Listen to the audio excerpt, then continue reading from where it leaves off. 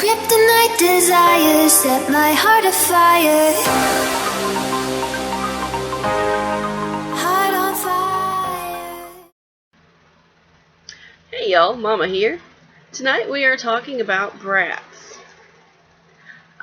What they are not, and what you as the dominant top mommy, daddy, etc. will need in your arsenal to deal with a brat.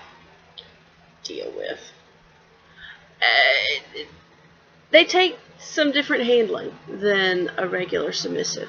And most brats are submissive at heart. Just to begin the definition, they actually do want to please. And for the brat,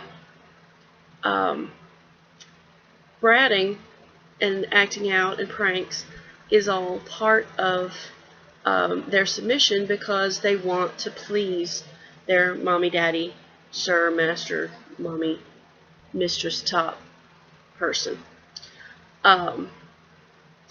And they want to make them laugh, and they want to keep them engaged, and so they keep finding newer and more creative ways to drive us crazy.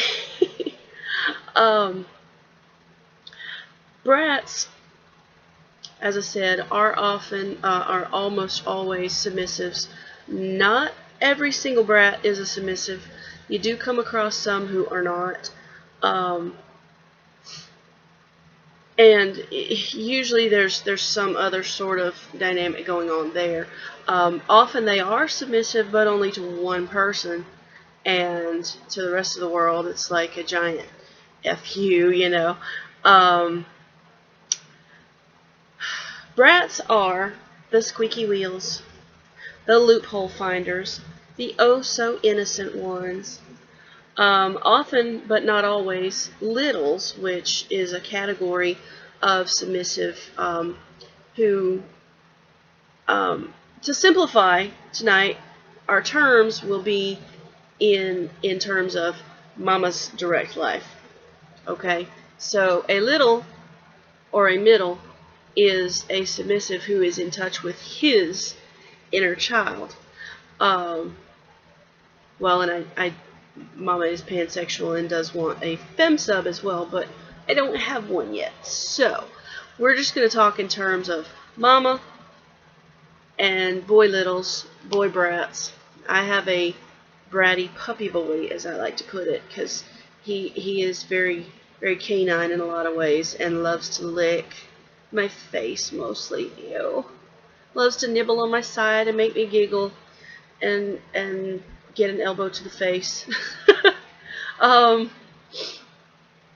He's very bratty in his speech a lot of times. I have to very, very often remind him who's in charge, because he gets kind of uppity in his speech sometimes, but we work it out.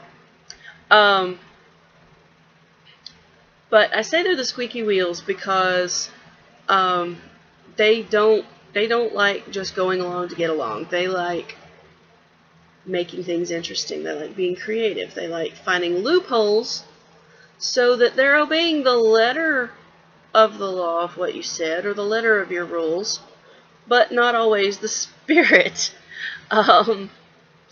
And they often like to do things that make you go, I cannot believe you just did that. But to them, it's all in the spirit of fun and making you laugh.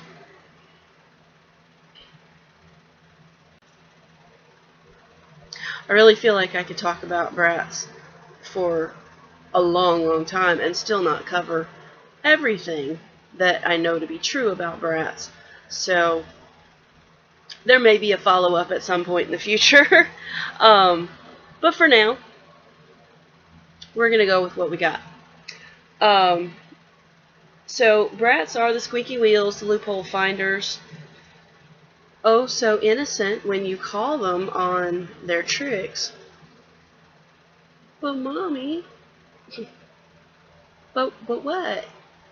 My boy's favorite is, I don't know what you're talking about, ma'am.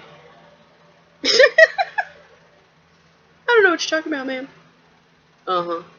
Right. I was born at night, but it wasn't last night.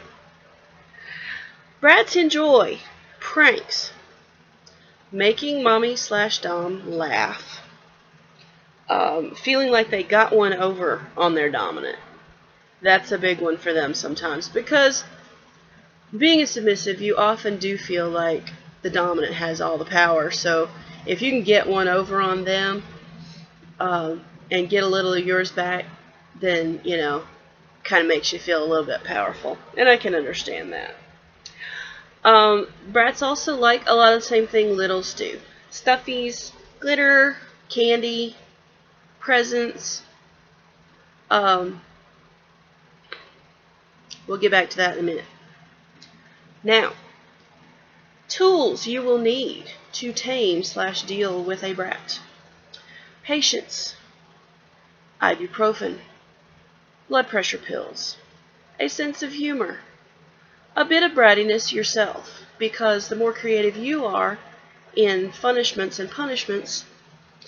the more creative they'll be inspired to be, to keep making you smile and keep kind of getting one over on you. Imagination, again, with the creativeness, and thick skin, often. Sometimes it will hurt to be a mama to a brat, because if you ask them to bring you a paddle, say, be prepared to feel it against your own bum, because they'll be like, but mommy, but mama, you have to feel something on yourself before you can use it on me. It's part of the brat constitution. I don't own a copy of the brat constitution, but I will find it. So, you have to be real creative in the ways that you tell them to do things, because they will find the loophole. You have to say very specific things, like, bring my crop in your teeth while on your hands and knees. Don't give them a chance to get that crop into their hands. Then you have a lot less chance of feeling it against your butt.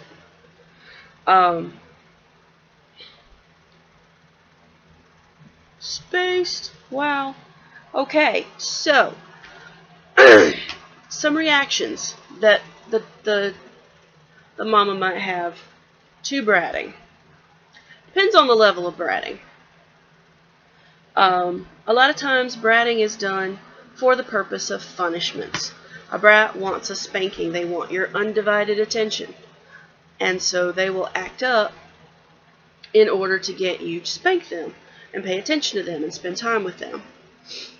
And if that's sort of within your agreed upon relationship dynamic, then hey, go for it.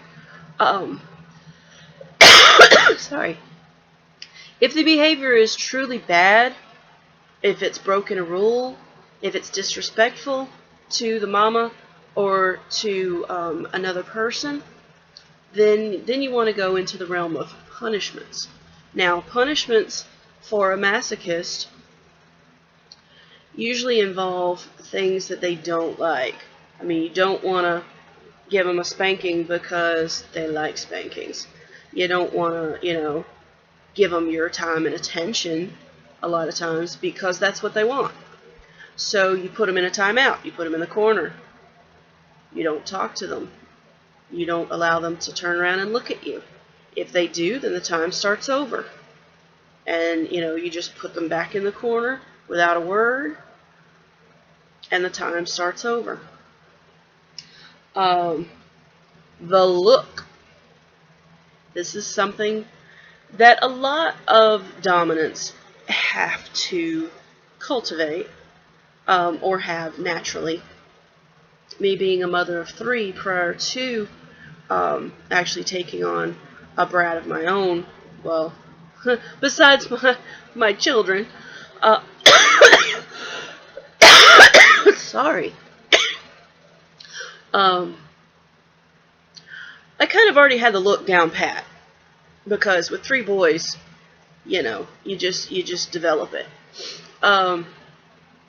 So there's the look, there's, you've disappointed me, often in combination with the look.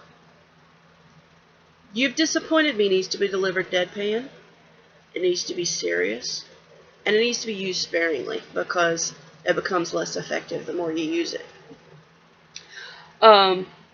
Another thing that you can do, especially if you're in the middle of play or whatever, is stop. When the brat really crosses a line, you just stop whatever you're doing until they notice you've stopped. And then they realize, I've really crossed a line.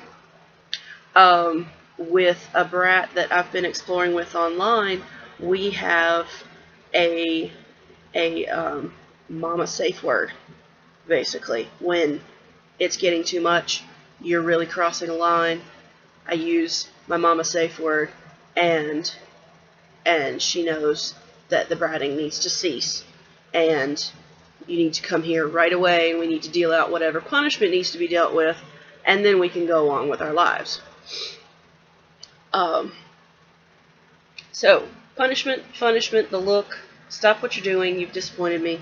Often the stopping what you're doing in combination with the look, and sometimes you've disappointed me, all in big combination, can be, wow, triple whammy. Can send even the hardest brat crying into their covers sometimes.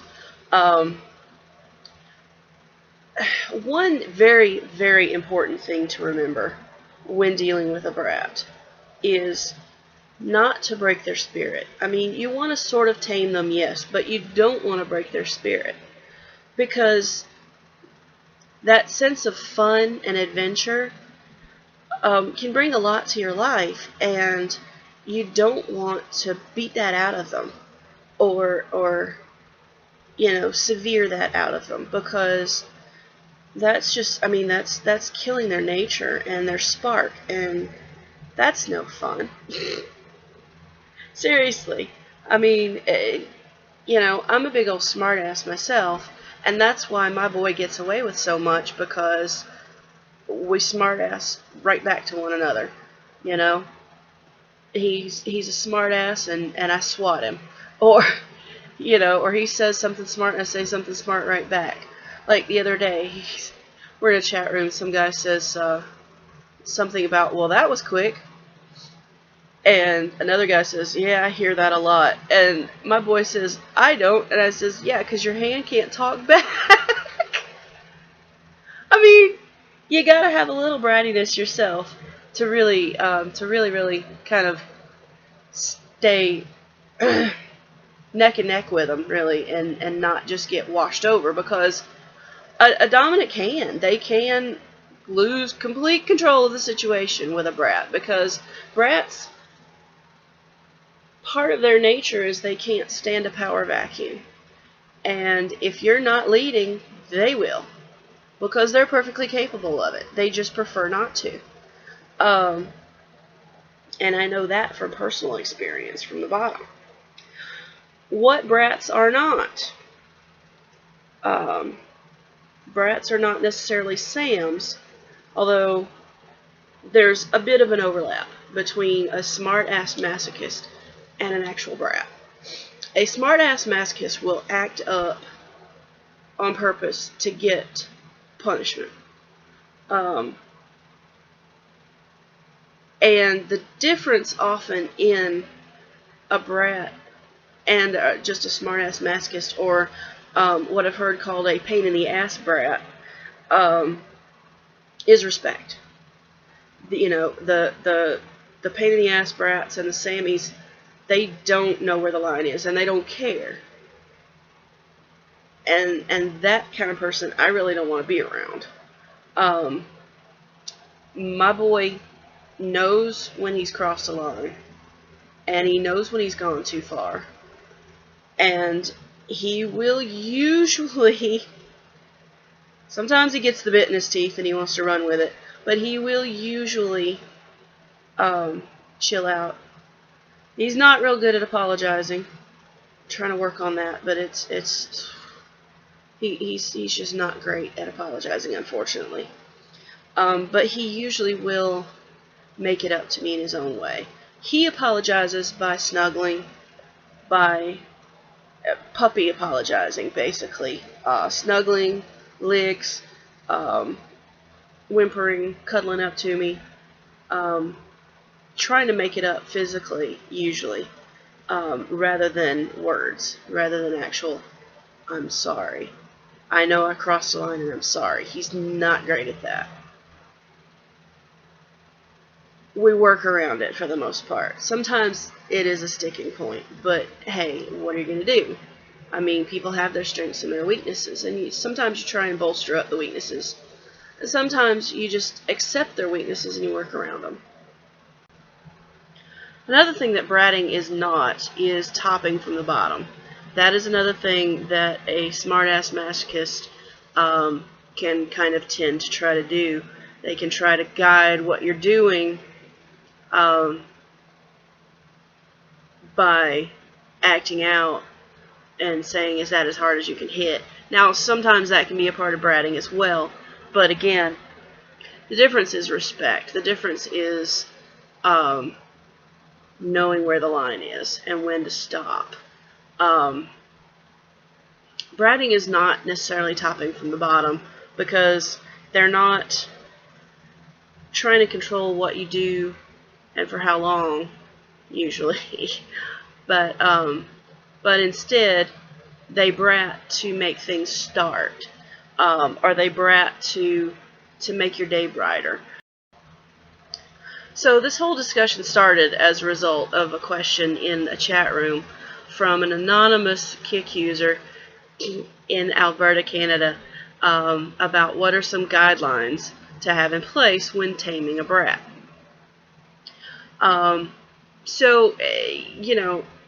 That of course can't really be discussed without discussing what is a brat, what is not a brat,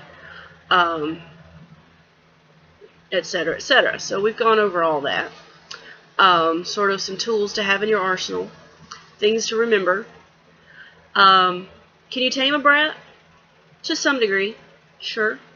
You can sort of get them used to your boundaries and your guidelines, and they sort of know what's coming.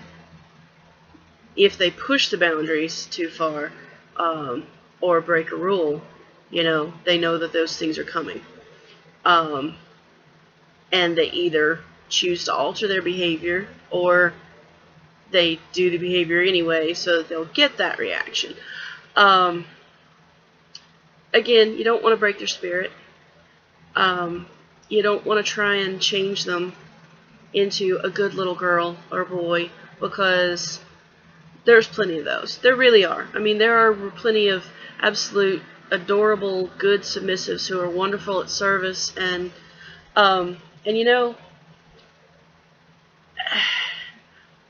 we've gone to play parties before, my boy and myself, and it always amazes me how we go to a play party and suddenly my boy is submissive of the year. He carries everything, he goes and gets me drinks, he serves so pretty, and calls me ma'am, and then when we're going to do a scene, he waits very patiently for each step. He doesn't try to tell me what to do or any of that. And then when we're at home, he's like a complete fucking brat. Going back to parenting, because a lot of times there are a lot of parallels. But they've said that if your kids kind of act up at home, if they're good out in public and they act up at home, that's actually a good thing. That says something about your parenting. That home, they feel safe to be themselves and sort of act up and let loose a bit. So I'm going to take his behavior as that. At least there is a time when, we go out in public and he makes sure to do credit to me as his dominant, and do credit to himself as submissive. Yeah, he's a brat. Yeah, he's a puppy. Those things don't always have to come into play when we're out in the public arena. So anyway, I think we're going to wrap it up there. again, there may be a follow-up at some point because I know I'm going to watch this later, and I've watched it already a couple of times as I'm going, and think, oh, I didn't say that. So there may be a follow-up at some time in the future, but Brats can be really fun. They really can. They can keep you on your toes. You may feel like you have to be a lawyer and make sure your language is very specific and very precise and very concise as well, because you want to not give them any loopholes to ride through, because they will in a heartbeat. You give a brat an inch and they will take a mile, literally. They really, really will. It's just their nature. It's just, I mean, if my boy has a choice between a compliment or a smart-ass comment, he's almost always going to go for the smart-ass comment. He's almost always going to go for the laugh, because while a compliment might make me go, "Aw," that smart-ass comment, he knows I'm going to remember for a long time, and probably poke and smack him for it anytime it comes up, anytime we're reminded of that. And that sort of gives our relationship more juice than just saying pretty things to me, which is pretty cool, because I know that he thinks I'm pretty, and I know he loves me, and I know that we get along, and that there's a lot of awesome things about our relationship. And yeah, it's nice to hear those things, but I don't always have to hear them. He does tell me he loves me a lot. A lot. We have this little thing we do where, it's actually kind of taken from Laurel K. Hamilton's books, and her character, Anita Blake, and one of her triads. And it's, I love you more, I love you most, I love you the mostest. And we do that back and forth with one another. And more often than not, I'm the one winding it up. I'm the one who says, I love you the mostest, because he does start, I love you, more than I do sometimes. It's just, I don't know, it's just the way we are. We'll be talking about something, and all of a sudden he's, I love you, aww, I love you more, But now when he's leaving for work at night, I do often say, be careful, I love you, and then we do the thing, which is pretty cool. I love having things. I do. I love having little things that only we do with each other, that we don't do with anyone else. Although if we had a triad or even a quad, which is kind of my goal eventually, they would be included in that thing. And in fact, with a quad, that's just about perfect, because one person starts and then it goes around. And oh, you didn't just see my nasty bad habit. Any questions for Ask Mama Cat? Any questions, comments, anything to add on the show tonight? Either leave a comment below in the comments. Where else would you leave it? Jeez, really tired. Mama has been sick for quite a while, and I'm still sick, and I'm sorry that I'm not bringing you guys as many shows as I'd like. I've been sleeping a lot. Sometimes not as much as I should, but this week my boy will leave for work, and I'll fall asleep almost immediately after. And I've been wanting to do lots of YouTube shows. Got lots of questions for you guys. Just it's not been in me to stay awake long enough to do it. So anyway, any questions or comments, please leave them in the comments below, or send me a Twitter or an email, and I'll get those questions answered as soon as I can in upcoming shows. Plan to keep doing this for y'all. Mama loves y'all. Good night. Heart on fire.